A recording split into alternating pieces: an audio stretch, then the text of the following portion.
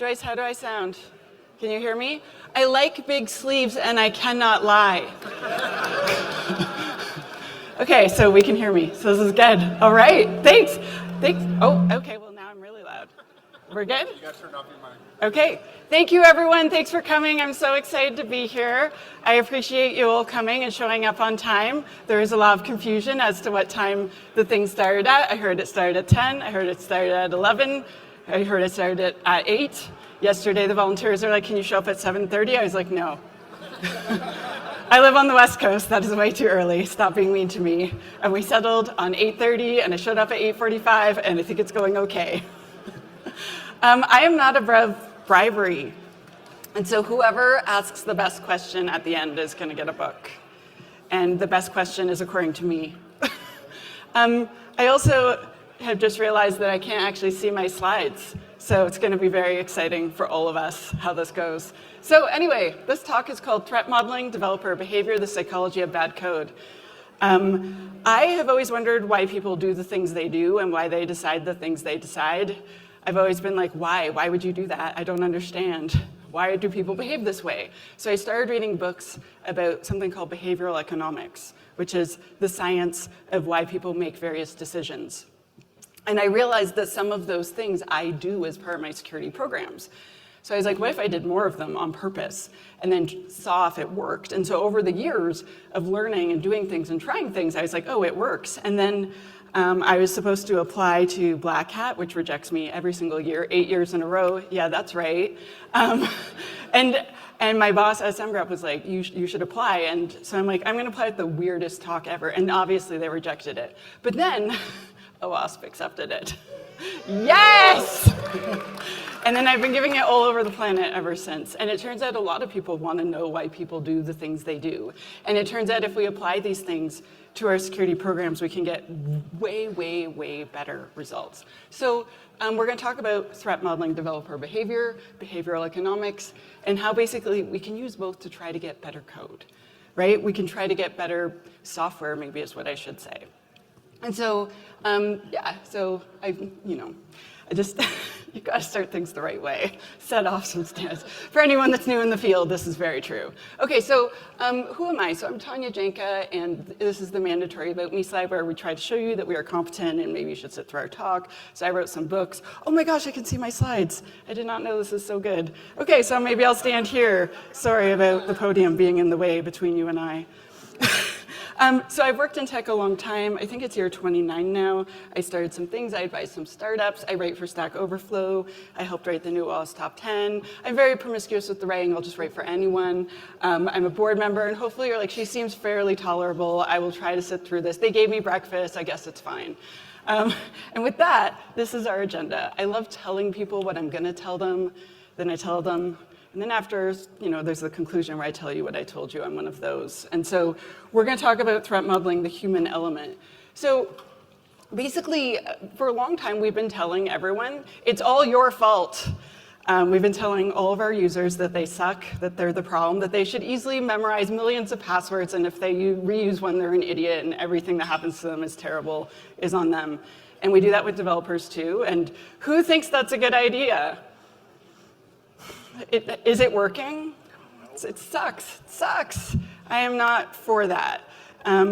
So I don't think that application security is winning. I want us to stop having. So who here responds to security incidents semi-regularly? Yeah, lots of us.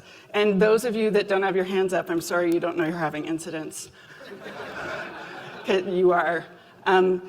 We know what secure code looks like. We know what we're supposed to do, but we are not winning. Why are we not winning, right? I think it's because developers, just like any human being, behave certain ways under pressure and under perverse incentives and under complexity and all the things we're doing to them. And this is the result we're getting. So we should do things differently. This is the theory.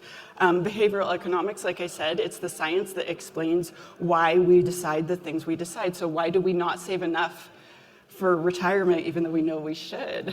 Why, if someone nags us, we are not doing it, but if they kind of like nudge us in this way, then we're definitely doing it. It helps explains why we do the things we do. And so the theory of this talk is that if we apply these things, we could do better. That's the whole thing. And so what I did was I took 10 well-known developer behaviors that are bad, that result in insecure code regularly. And then I was like, what are the heuristics and the biases, which is like behavioral economic talks for reasons why we do that stuff. And then I was like, okay, what are interventions that we could do to do better? That's what this whole talk is. It's the whole thing. But first, the patterns. So I'm putting them on the screen, and you don't have to memorize all of them. There's a lot of them. I think I put 9 on the screen, but maybe there's 10. Maybe there's 10. Great. I was like, I thought there were 10. And so these are the things we're going to talk about today.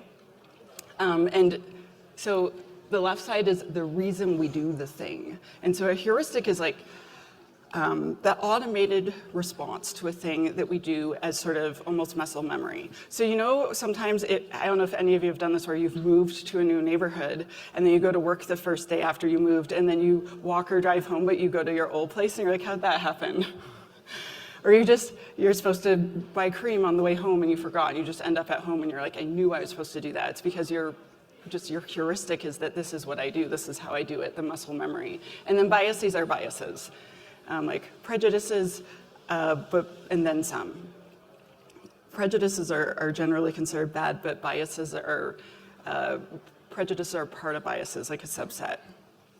Okay, so why does insecure behavior matter? You know the answer to this. You were at this conference. I give this talk also at developer conferences, so then I have to explain these things to them. But I don't think you need to have these things explained to you. I think that you fully 110% understand why insecure code matters, and we could skip this part and go on to more interesting parts. Like, because there's 400 reasons why insecure code matters, because that's why we have jobs, right? So let's skip this part and instead look at how we solve this problem, because is anyone like, I don't know, maybe insecure code's cool? Okay, we'll talk. You and I will talk after. That came off more threatening than I intended, just to be clear. Okay, so we can fix these things with, or I hope we can fix these things with, what are called interventions. So an intervention means changing the way that we're presenting our choices and incentivizing people and influencing people so that we get the thing we want. Some people call this social engineering, but this is more than that. This is more than the way that you talk to someone. This is the way you set up the environment. This is about creating defaults. This is about using different tools, having policies and processes. It's a lot more than social engineering. And so I want us to design technical nudges. So a nudge is, so rather than nagging someone, which is asking someone, like when a developer says that, the fix will be done in 2 hours, you don't have to bug him every single day about it for the next 3 weeks till it's done, right? Because when you nag people, they don't like it. But if we nudge them, if we set up the environment and present the thing in a different way so that seems like the natural choice and the best choice, we're more likely to get the thing we want. And we can do this in a technical way. And then we also want to give them better incentives. So right now, most people that write code for a living get paid to ship code. And they do not get paid extra to ship secure code. They don't usually get a raise because they fixed bugs. They get a raise because they met that deadline. They don't get praised in the meeting, usually, for fixing a security bug or using a secure architecture design. They get praised because they made that cool new feature and the customers liked it, right? And so we'll say secure code matters, but then with our behavior and our words and our financial incentives, we show them, I'm just kidding, that's not true. Are some of us seeing this? Yeah. And so we need to recognize these things and change the way we behave. And then cultural changes. So we can buy a tool, and that's awesome, and our lives would be hell without tools, so thank you vendors for making us stuff. But if we don't have a good culture, we won't use the tool. We'll go around the tool. We'll abuse the tool. We won't even buy a tool, right? We won't do the right things if we don't have the right culture. And so I want us to do these 3 things. And so in this section, I want to give you 3 things that you can do anywhere before I get to the 10 specific behaviors, because you might not know what bad developer behaviors are happening where you work, but you still want to do better, right? That's why we came to Snowfrog, so we could be awesome. Who here has been to Snowfrog before? Oh, that's awesome.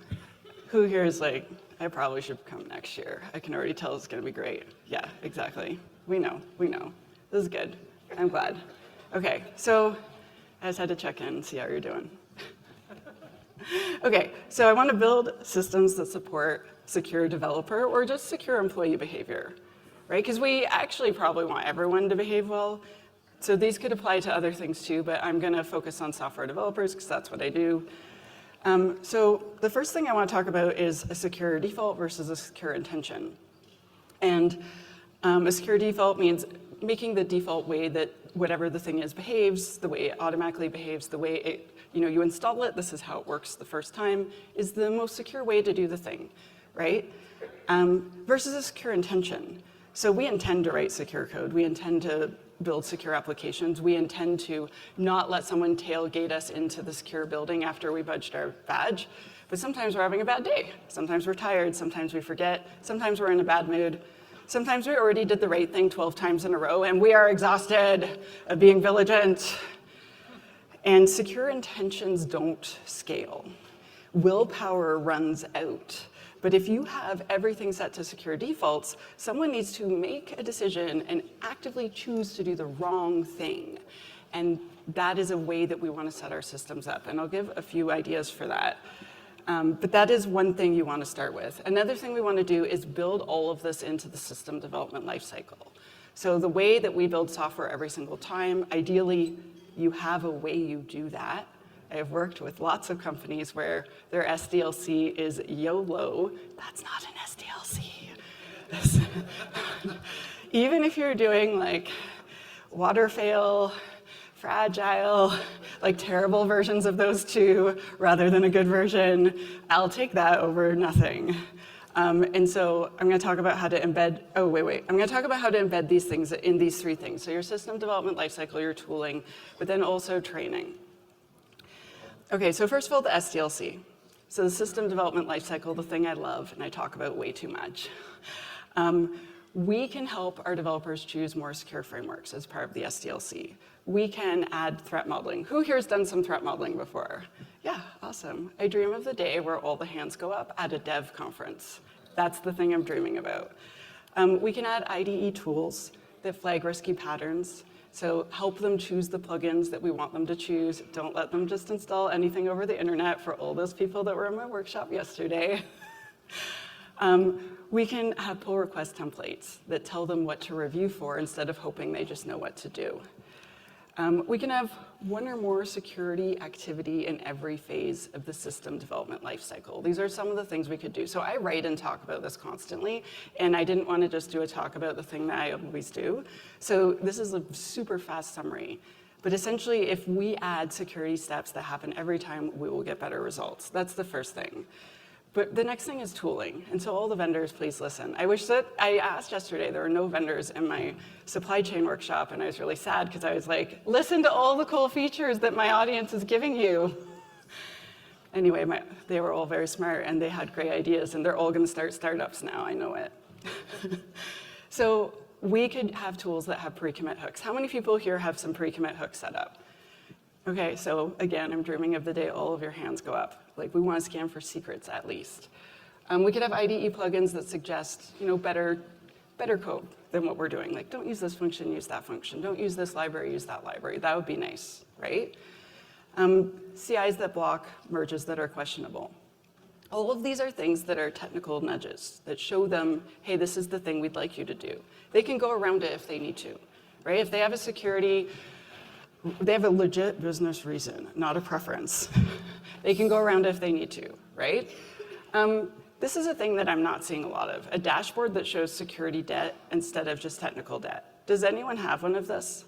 I've seen a couple of companies have this, where they set up SonarQube or whatever, something like that, Power BI, whatever you want, and they share with the developers what the security debt looks like in their organization. So they make it visible so they know what's going on, because a lot of developers don't realize that they're in dire straits. I want to briefly talk about training. So you don't have to hire someone to train. You can train your team. You are here. You are learning a lot this day and yesterday if you were here. You can go back to your team and share with them the things you learned. So instead of teaching what, tell them why it's easier to do it this way.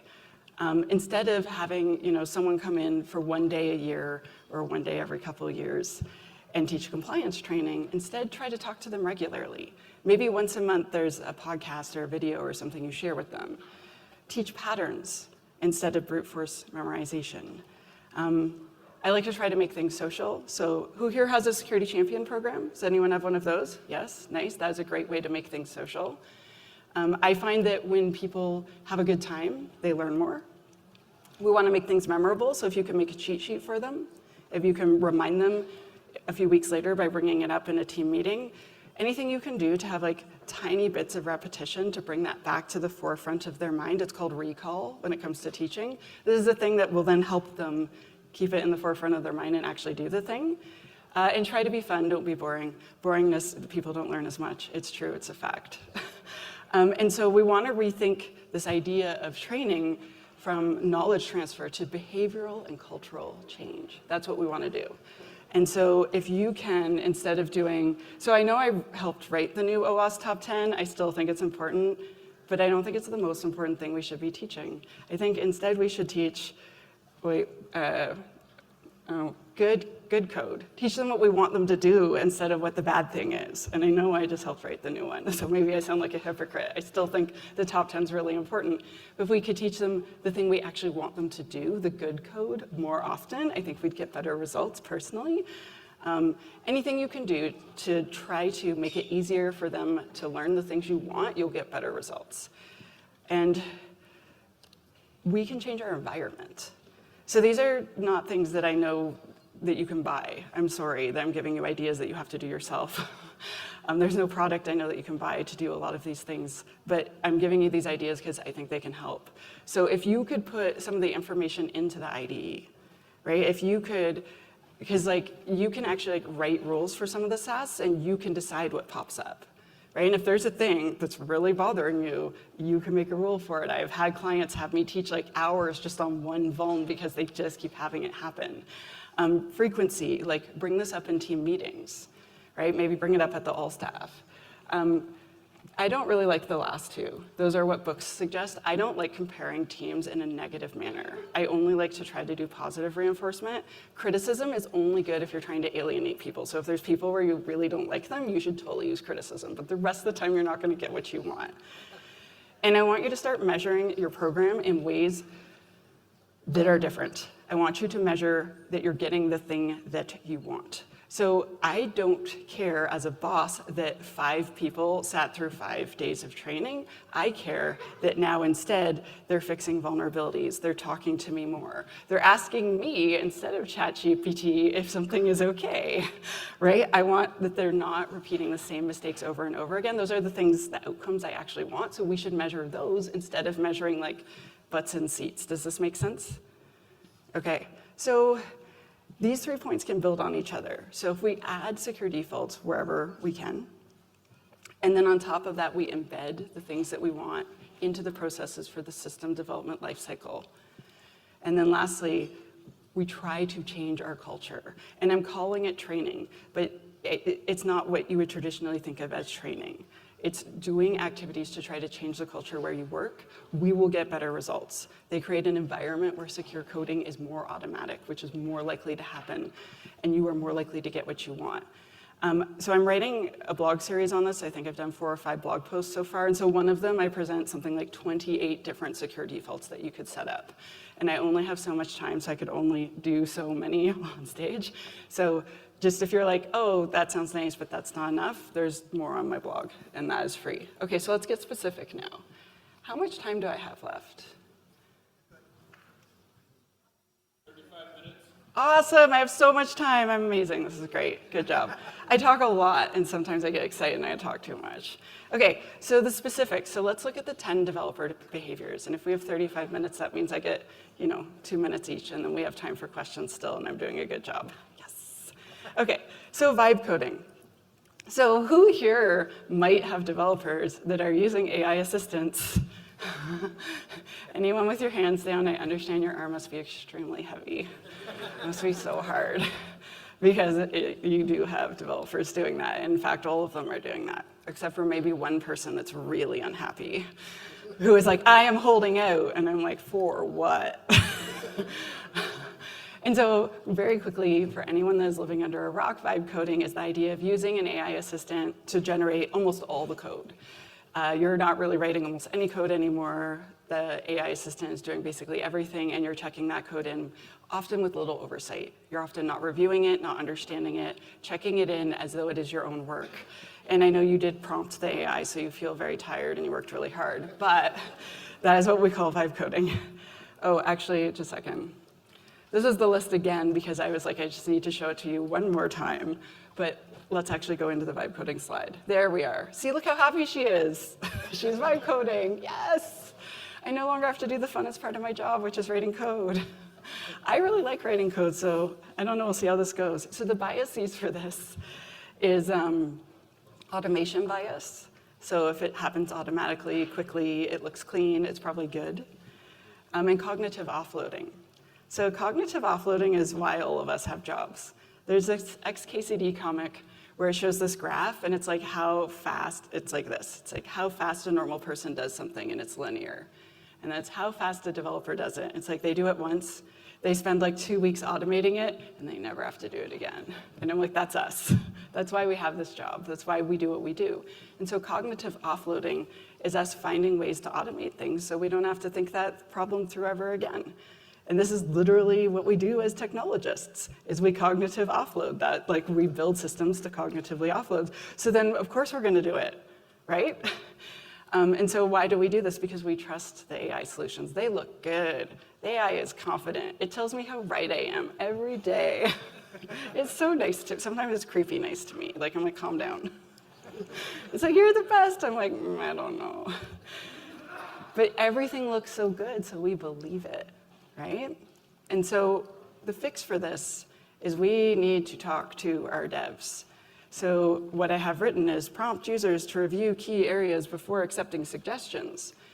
This, it turns out, is not working. So I did write this slide a little while ago, and then 2 weeks ago, I read something called Resilient Cyber, a newsletter by this really cool guy named Chris Hughes, and he reported on Anthropic releasing a study that, the human in the loop is a fallacy.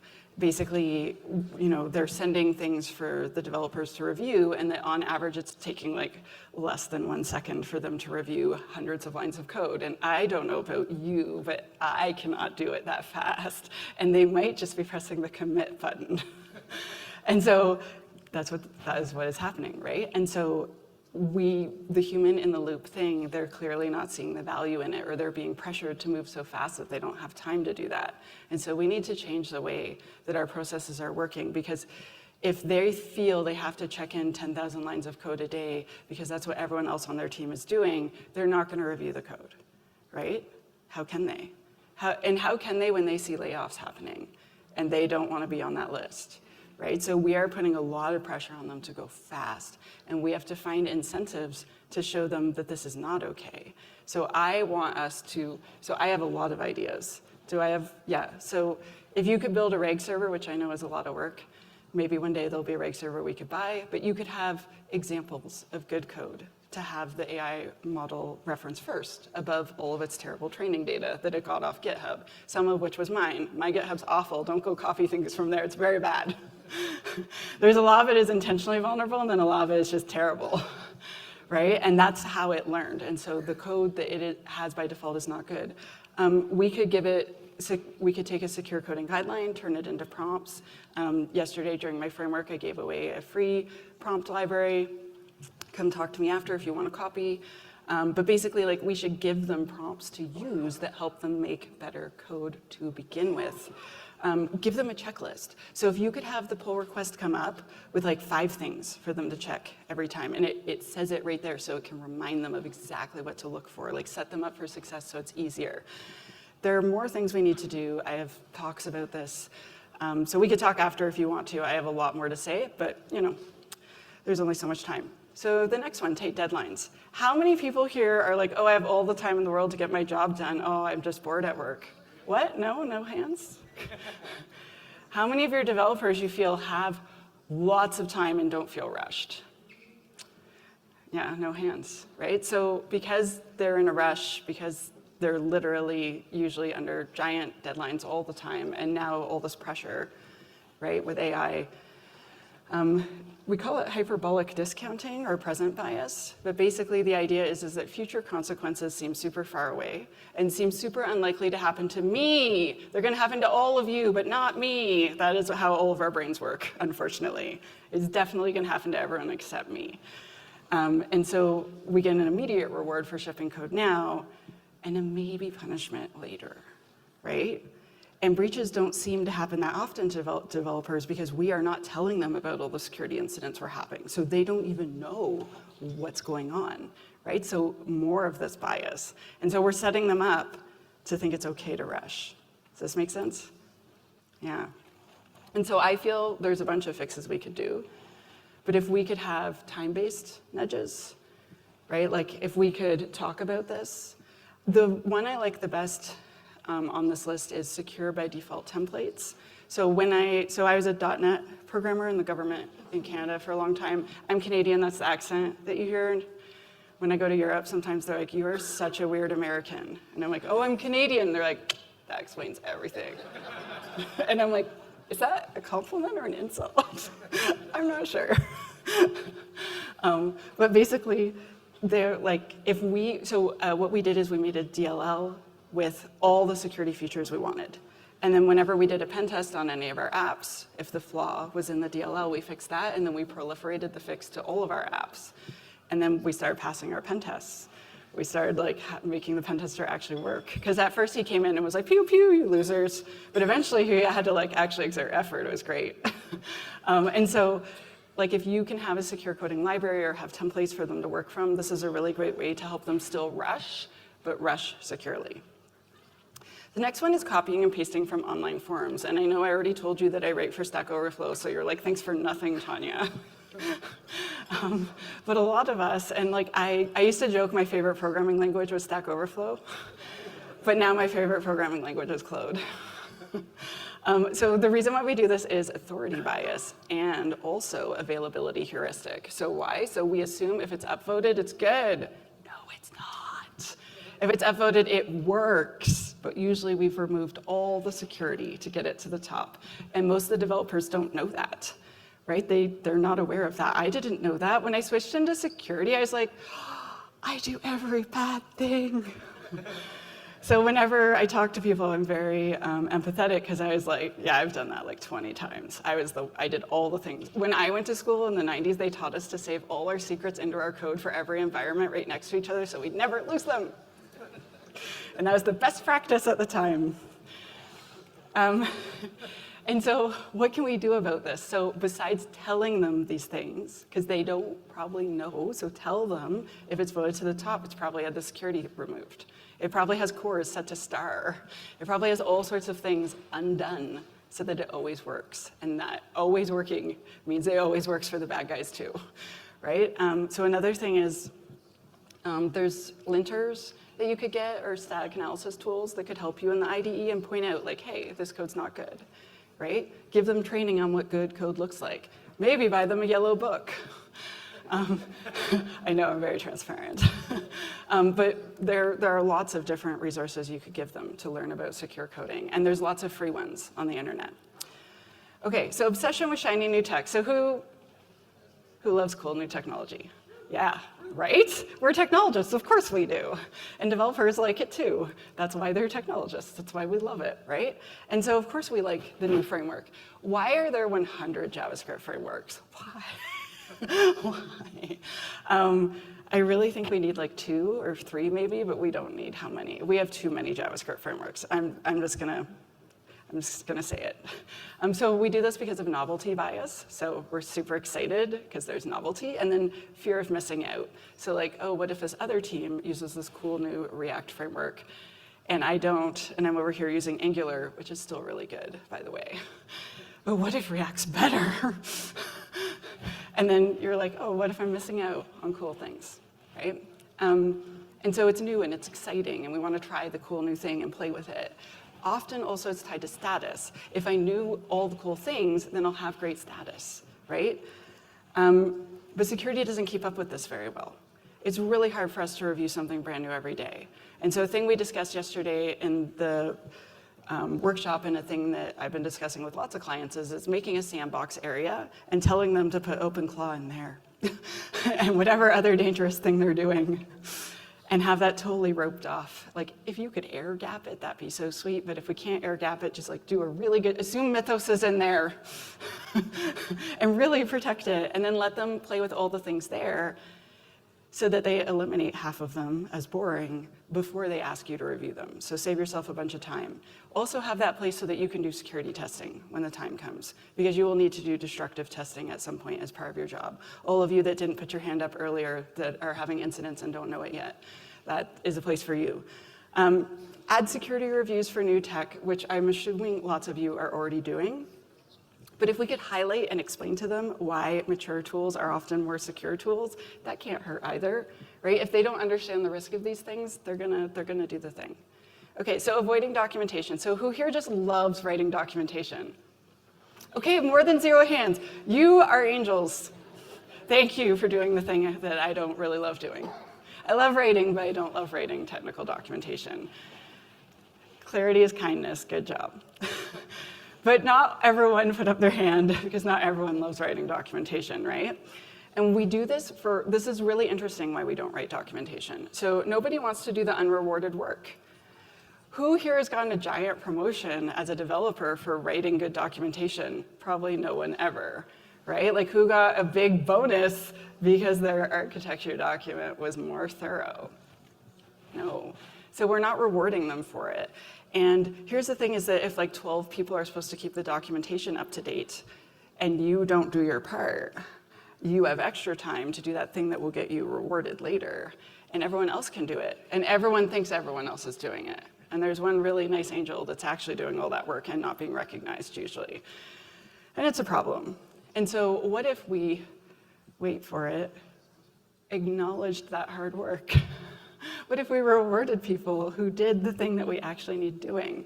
What if we had leaderboards or badges or gamification, and I'm not necessarily a fan of like trying to actually make a game out of work. Not everyone likes that, but just actually saying, good job, thank you for doing that, and like as a leader acknowledging that. How many people are in a leadership position where they work?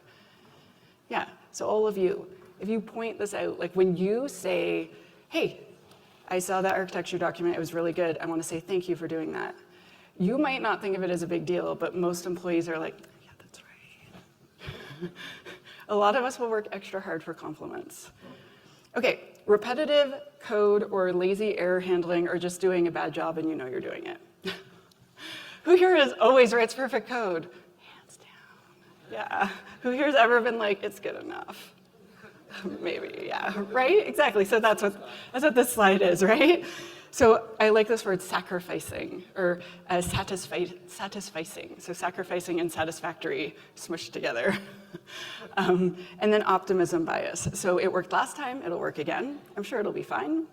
And then it's good enough, overcorrect, and safe, because again, I'm in a hurry because that other person just submitted a 12,000 line merge, and he did it before lunch, so I've got to rush, right? So using IDEs, using CI checks that flag. So error handling is a place where we sacrifice a lot. In the new OWASP top 10, we have error handling twice, because we have mishandling of exceptional conditions, and then we have lack or incorrect security monitoring and logging. So those two are sort of like hand in hand, because we screw it up so bad all the time. And all of those people that are like, I don't know I'm having security incidents, it's because you're not doing those two things correctly. So you don't know what's going on. And so you are walking around like this all day, and it's really not good. Okay, so uncommitted or untested code. Has anyone ever not run the unit tests before they checked in? Maybe. No hands. Everyone's like, no. Sometimes we don't do the tests. Sometimes we don't do all the tests. Sometimes we turn some of the tests off in the CI because I need to go to prod now. Sometimes we know that it failed and we're just like, go. So this is outcome bias. So it seems like it worked. It looks good to me. Let's go. We judge, and if we do this a bunch of times and it works, we're like, see, it's fine. It's fine. It worked last time. It's fine. It'll work again. And we judge it based on the outcome, not the decision, even though the decision to not run the test was the wrong decision, and we know it. So what if we have tests as a gating requirement? So we talked about this yesterday, what if we make it so no one can change the workflows unless two of them agree on it? Right? So we have multi-party authorization. What if we have an alert that pops up that says, Joe just changed that workflow? And then someone goes and looks and they're like, Joe, you turned off all the tests. What's up, buddy? Let's talk about this. Right? What if we require proof of tests before we merge? So we make this a priority. We show that it's a priority. We show that it's something we value. So brief tangent. We need to show that the things that we say we value, we actually value. Apparently at Enron, in the lobby, one of their things on the wall of their values said integrity. And I think we can agree that maybe that's not true, right? And a thing you put on the wall is not your values. The things that you reward people for, the things that you fire people for, the things that you give someone a promotion for, that's what we actually value. And so we can say, oh, we value tests, but then if someone skips the tests or we never check if people do the tests, we don't actually value it. Do we see what I'm saying here? And so if we want them to value security, we need to start showing them it actually matters to us. And I'm not saying if someone doesn't run the test, you run out and fire them, but you give them a talking to. Maybe if someone does this 3 times, you put it in their performance review. Maybe eventually someone gets demoted, right? It's like, this is not acceptable. I know that I'm intense sometimes, but if we don't actually show it with our actions, we just say words, it doesn't actually matter. Okay, I'm gonna stop now. Okay, so over-engineering or showing off. No one's ever showed off in this room before, right? I'm totally not doing it now. So we do this to signal that we're awesome, and we also do it for status-driven behavior, so that people know that we are the ultimate primate. Sometimes we think that complex code means we're smart. Has anyone ever seen where someone's taken this paragraph of code and turned it into one line that no one can read, and they're like, look how cool I am, and you're like, no one thinks that's cool. It's like, no one knows what it says now. It's nice you took 30 lines and made it one line. No, it's not. Okay, and so we can reward simplicity. So if you do a review and the code is just really easy to read, give them a compliment. Literally, that is the #1 thing you could do for this. It's just if you read someone's code and it's super nice and clear, tell them how easy it was to read and how great it was. And tell your team how great it was, so they all hear that. And so no one's doing that 30 lines into one thing. Yes, clever is not necessarily better all the time. Okay, I think this is the second last one. I can't see where I am in my slides, so there could be 20 more. Okay, so ignoring compiler warnings. So if you have enough warnings, they can turn into a vulnerability. There have been lots and lots of cases where it was oh, that was marked as low or informational, but you string 6 of them together, and suddenly Mythos is hi. For those of you that don't know, Mythos is a new model from Anthropic that finds vulnerabilities very quickly and kind of escaped on them, but then told on itself, luckily, and was oh, I escaped, you should catch me. Which is there's so much to unpack there. But basically, if we ignore enough warnings, they're warning us, they're trying to tell us something, we should read them. And so normalcy bias, oh, it's compiles, it's fine. I'm sure it'll be fine. I don't have any bugs, it's fine.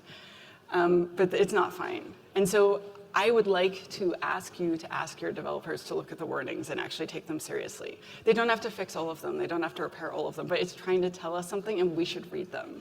If people are not reading them, this is a problem. Is this okay? It also says, show real-world exploit examples of when warnings were ignored. Yeah, I mean, if you really wanted to make this point, you could do that. That sounds like a lot of work. I wouldn't put that at the top of your priority list, personally. Just ideas. Okay, not reviewing code. This is happening every day with our AI code. Every single day, this is happening right now at every place we work. I did this. I had to switch some of my code examples from JavaScript and Python over into Spring Boot for a client and ask the AI to do it. And I read the first 30, but there were 80. Right? That's a lot of code to read for like days and days of training. And so we get to the error handling one, and my beautiful, beautiful error handling. It had taken it, removed all of it, and then changed it so that the global exception handler was just catching everything, which is the worst example ever. And it was very embarrassing because I didn't review my code so bad. What do? We should enforce review accountability. I have 10 minutes. He's like, come on, Tanya, let's go. Stop ranting. But we should track reviews. We should make sure reviews are happening. I believe that some of the tools can tell you how long a review was looked at. If you can go in the back end and see if reviews are happening and they're less than 10 seconds, I mean, I don't think there's a review happening. And maybe talk to that person and say, hey, how can I get you more time so that you can review this thing? What's going on here? Were you just really hungry and lunch was soon? Like, how can I get you to do more thorough reviews? I don't mean come and yell at them. Come in peace. Okay, so this is a QR code in case you want to get a copy of all of those slides, but I'm also going to give you just all of the slides at the end. But if you just were like, I just want those 10, the rest of your presentation's shitty, you can just get those. I know, I'm terrible. Okay, so lastly, conclusion. So security vulnerabilities, in my opinion, are not just technical problems. I believe that they are patterns of human behavior that we can predict. And if we can predict them, we can do something about it. And I think that's really cool. By understanding the psychology behind it, we can design systems that support them, not force them, support them in making the right decisions way, way, way more often. If you build secure defaults, you will get the secure default like 90% of the time or more. It's awesome. I want to propose 3 things to you. So I want to, instead of thinking of expecting them to memorize stuff and use willpower, I'm going to give them secure defaults. I want to think of, instead of just an annual training once a year, once every 2 years, because we have to do PCI compliance, I want you to think of, I want to change the culture where I work. I want to change behaviors. How do I do that? And then lastly, I don't want us to blame individuals. It is not Alice's fault. It's not Bob's fault. It's that we didn't have a policy. It's that we didn't train them. It's that we didn't give them the tools. It's that we didn't support them. So instead of being like, I want to wring your neck, think, what could I have done to help them make the right decision? How did I not support them? What could I do better? So we want to fix the environment, not the person. And so what should you do next? You should identify 3 crappy behaviors and then work on them. Like you could take 3 of the 10 and just work on them. Do some of the ideas. You could go in my blog, just steal all of them. That's why I put them there. Pick 1 secure default to implement. Any one you want. All of them are win. Add a behavioral risk to your next threat model, right? And then stop measuring check marks or compliance, and instead measure that you're getting the things that you actually want with your program. You're getting more secure code. That's the thing we want, more secure applications. So behavior and patterns instead of check marks. Okay, so resources to learn more. So these are some behavioral economic books that I read. Wait, no, go back. That I really liked. You might like them. I'm very nerdy. You don't have to read the book just because I really like them. But I found them highly entertaining. They're all available in audiobooks, so you could just listen while you're driving or going to the gym or whatever you want.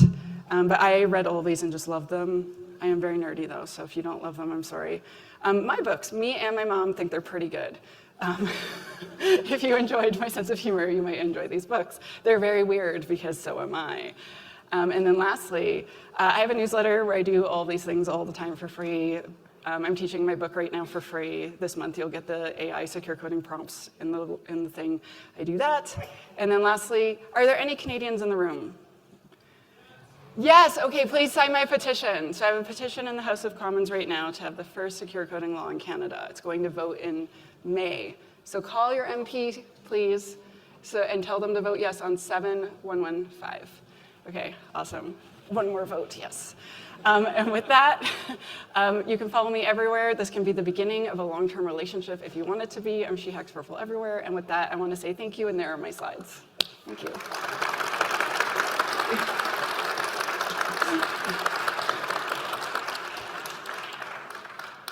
You are also good to laugh at my jokes. I appreciate you.